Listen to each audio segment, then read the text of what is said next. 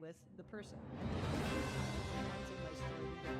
Just out here today down at the border. Yes, if you look at the history, when we're a powerful force. We have helped put almost $2 billion in veterans' pockets, and it never seems to be enough.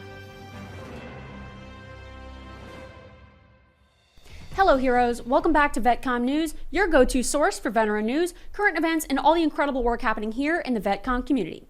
I'm Rachel Hernandez, I'm the manager of communications here at VetComm, and we've got a lot in store for you today, so let's dive right on in. All right, the first thing we've got for you today is we've been keeping you up to date on the VA planning to drop 80,000 employees later this year as a DOGE initiative to cut back on federal spending. This is a very controversial decision with lots of chatter online about how this could or could not affect veterans. VA Secretary Doug Collins is doubling down on his support for this decision. Listen to what he had to say at a recent cabinet meeting. I think one of the things that you've always told me is take care of our veterans, and that's what we're doing at the VA. And one of the things, though, is you also have to know who your employees are. You have to know the very fact of who you are. We're 470,000 roughly when we started this, larger than the active duty Army, when you think about that in the perspective. But however, this is an interesting point. When I first got there and we started looking at this, how you take care of people, we didn't have an HR system that could actually give us a rundown on who actually was working where. That we've had to work with that, working with our VA employees who are those liaisons. We've been able to put together an organizational chart which we can start looking at that. But the interesting part about it is about taking care of veterans, and what you've told me to do is how do we get the people in the right places. And I think when we look at this, GAO has told us we were high risk for years. The previous administration put literally tens of billions of dollars and tens of thousand employees over the last 4 years, and we saw our statistics basically stay the same or go down. Backlogs went up. You know, maybe the question is not money and employees anymore. Maybe it's the organization and how we effectively deliver for the American people. And that's what we're going to do. Larger than the active duty Army, he says. Okay, now a few weeks ago, we told you about the VA rolling out the Federal Electronic Health Record System at 9 additional medical sites in 2026. If you don't know what that is, it's basically a modernized record-keeping system that will manage data exchanges between the VA and the DoD. It's supposed to improve customer service and convenience for patients. It was first announced that the system would be rolled out at 4 VA medical facilities in Michigan next year. Then the VA added 9 more sites to the 2026 rollout list. Recently, it was announced that there will be 1 more site in Kentucky, 4 in Ohio, 3 in Indiana, and 1 in Alaska. The VA hopes to have this system at all of its medical facilities by 2031. More on that at the link in the description. All right, heroes, let's talk about something that is truly changing lives. VetComm is the nation's leading advocate for helping veterans access the benefits they're owed. If you've served and you need to make a claim, VetComm can help you in your journey to completing a VA claim. So if you or a fellow vet needs assistance, visit vetcomm.us today. You served your country, now let VetComm serve you. Now, we've got a really heart-wrenching story that we're going to be bringing to you guys soon. CEO Kate Monroe and some of us here at VetComm took a trip recently to visit a veteran who's living only just 1 step above homelessness. Mike Dolbow was gracious enough to welcome us into his home and share his story with us. It's a really sad one, but unfortunately it's not unlike thousands of other veterans in America. We're working to provide him with the resources and help that he needs. Take a peek into VetComm's 3-part docuseries that we're going to be releasing about him soon. A lot of us veterans are looked at like we're mentally ill all the time, no good. Broken toys. Broken toys. Yeah. And especially us that have lost our homes and stuff. The only thing we want is for America to love us much as we love it. Oh, can I give you a hug? That is exactly what we need to be doing as a country. During my time of service, I don't know about other people's, but during my time of my service, I loved my country so much that I was willing to give my life for it. You know, so I would like to put some more joy and love and light in your life. Okay? Okay. Oh, Wow. What do we have? Oh my God, no way. Yeah. Thank you guys. Yeah, so of course. much. Okay, we're going to help you first. Put your mask on first, and then you and I are going to go help everybody else together. This is why we do what we do. This is our purpose, helping people just like you, and it's good for them because it gives them like the fuel they need to do the work that we do.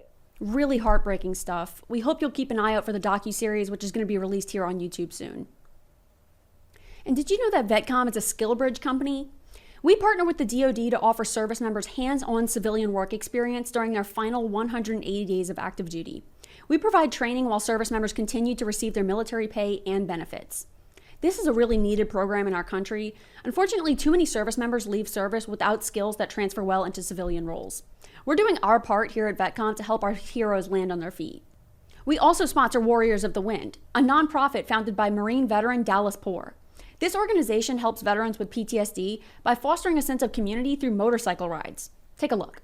I don't know what it is about riding a motorcycle. It's life-changing.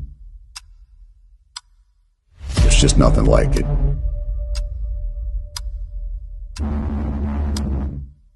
Warriors of the Wind is designed to seek out veterans who are struggling. We're a search and rescue battalion, a quick reaction force designed to keep veterans alive through community and motorcycle. We find the joy together, we reconnect, and we feel whole again.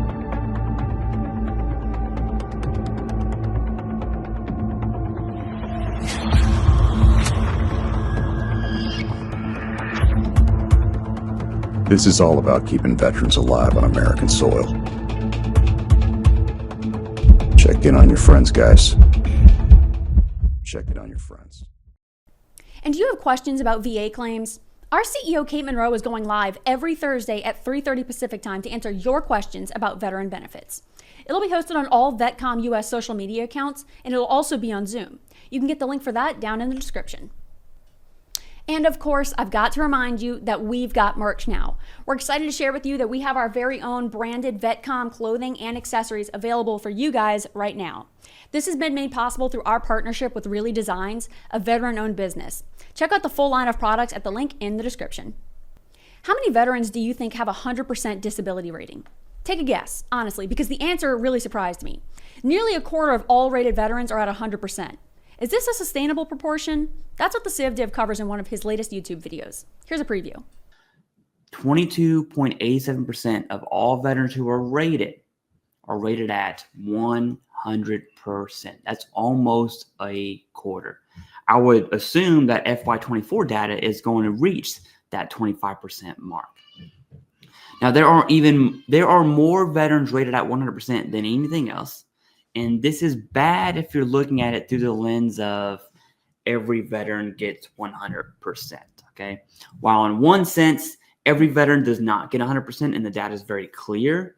Obviously, 22% do. In another sense, I did not expect 100% VA ratings to be as high as it actually is. And it does make me question what's going on there, okay? Now, we can see the dollar figure for these. And again, that 100% number is absolute highest at $62 billion. And you can see that 10, 20, all the way through 90 reach that $1 billion mark. My point is, this is a ton of money that's forked out every single year. Now, it's not all doom and gloom, okay?